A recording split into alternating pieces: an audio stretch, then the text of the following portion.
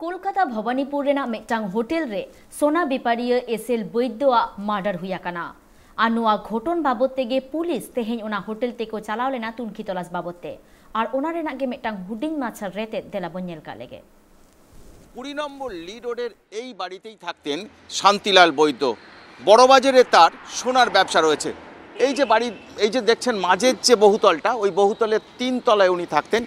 গতকাল রাত্রে তিনি বড়বাজারের গদি থেকে ছেলের সঙ্গে এখানে আসেন এবং বাড়িতে যান, তারপরেই বেরিয়ে যান যে পান খেতে যাচ্ছি বলে তিনি বেরিয়ে যান এবং এই ঠিক এখান থেকে ঢিলছোড়া দূরত্বে এলগিন রোডের একটি হোটেল ফণীন্দ্রতে সেখানে যান। সেখানে গিয়ে এক যুবকের সঙ্গে যান, যুবকের সঙ্গে পরিচয় করা যে কাকার সঙ্গে উনি কাকা এবং উনি ভাই। ইতিমধ্যেই বাড়িতেও র্যানসাম কল আসতে শুরু করে। বাড়ির লোকেরা পুলিশে জানায় যে তাদের বাড়িতে এই মুক্তিপঞ্চে 25 লক্ষ টাকা মুক্তিপঞ্চে ফোন আসছে এবং পুলিশ এই খবর জানার পরই তদন্ত শুরু করে এবং বাড়িতে আসে। পুলিশ সকলকে জিজ্ঞাসাবাদ করে এবং ফোনের কল রেকর্ডিং ধরে শুরু হয়। পুলিশ বিভিন্ন জায়গায় ছড়িয়ে পড়ে। ইতিমধ্যেই যেটা আমরা জানতে পেরেছি পুলিশ সূত্রে যে বাড়ির লোক পুলিশকে না জানিয়ে 25 লক্ষ টাকা নিয়ে, যেটা 25 লক্ষ টাকা মুক্তিপণ চাওয়া হচ্ছিল সেটা নিয়ে ভিক্টোরিয়া সামনে যায় এবং সেখানে গিয়ে 25 লক্ষ টাকা হ্যান্ড ওভার হয়। পুলিশও রীতিমতো তদন্ত শুরু করে। এই যে 25 লক্ষ টাকা দেওয়া হচ্ছে, যারা টাকা নিচ্ছেন মুক্তিপণ যারা চাইছেন তারা কারা, সেই বিষয়টা কিন্তু কাদের টাকাটা দিলেন সেই বিষয়টা পুরো পুলিশকে অন্ধ করে রাখা হয়। ইতিমধ্যেই পুলিশ জোরদার তদন্ত করা শুরু করে এবং তদন্ত শুরু হওয়ার পর পুলিশ ট্রেস পায়।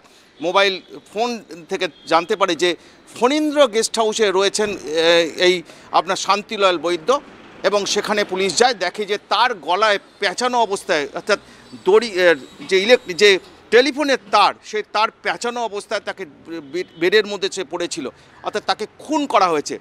যে ছেলে যুবকের সঙ্গে তিনি ওখানে গিয়েছিলেন সেই যুবক কিন্তু কিছুক্ষণ, অর্থাৎ ঢোকার কিছুক্ষণ পরেই তিনি বেরিয়ে যান। তখন সন্ধ্যে 8:30 এরকম হবে, বেরিয়ে যান। সেই যুবক কিন্তু অর্থাৎ সেখানে হোটেল কর্তৃপক্ষকে জানিয়ে, গেস্ট হাউস কর্তৃপক্ষকে জানায়নি যে তিনি বেরিয়ে যাচ্ছেন। ইতিমধ্যেই পুলিশ যখন যায় তখন পুরো বিষয়টা উন্মোচন হয় যে তাকে খুন করা হয়েছে। তবে কি কারণে এখনও পর্যন্ত খুন করা হয়েছে এবং টাকা কারা নিল সেই বিষয়টাও পরিষ্কার নয়। পুরো বিষয়টা এখন তদন্ত করছে লালবাজারের গোয়েন্দা দমন শাখা, গোয়েন্দা যারা হোমিসাইড শাখা, তারা তদন্ত করছেন। এখনও পর্যন্ত পুলিশ চেষ্টা করছে যে ছেলেটি তার সঙ্গে গেস্ট হাউসে গিয়েছিল সেই ছেলেটির পরিচয় পেতে তার খোঁজেও ইতিমধ্যে বিভিন্ন জায়গায় তল্লাশি হচ্ছে এবং বাড়ির লোককে জিজ্ঞাসা করা হচ্ছে এই ছেলেটিকে তারা চেনেন কিনা, অর্থাৎ এখান থেকে তিনি কীভাবেই বা কেন গেলেন সেই বিষয়গুলো পরিষ্কার নয়। সমস্ত বিষয়গুলো পুলিশ চেষ্টা করছেন এবং যে বাড়ির লোক যে 25 লক্ষ টাকা দিল যারা মুক্তিপণ চাইছিল কিডন্যাপারদের, সেই বিষয়টা পুলিশকে কেন জানানো হলো না, সমস্ত বিষয়ই কিন্তু পুলিশ জানার চেষ্টা করছে।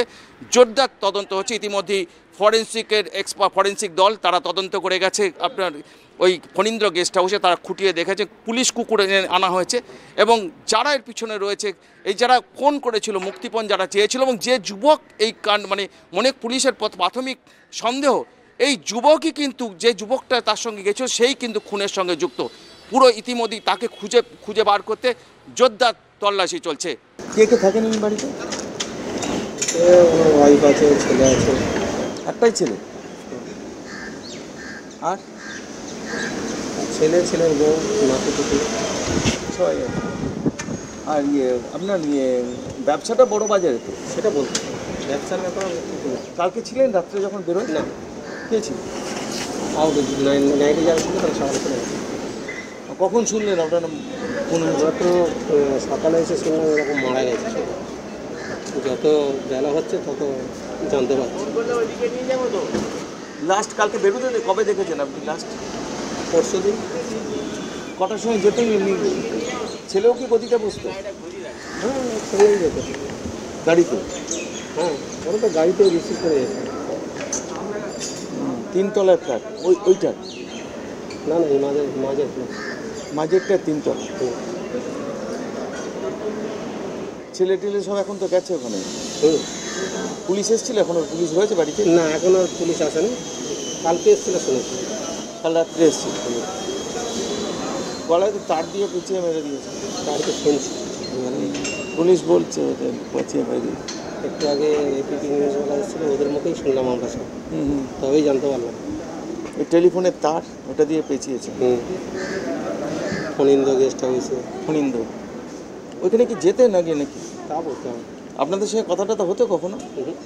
ক্যামেরায় বরুণ ভান্ডারের সঙ্গে রাজীব দত্ত, ট্রাইব টিভি।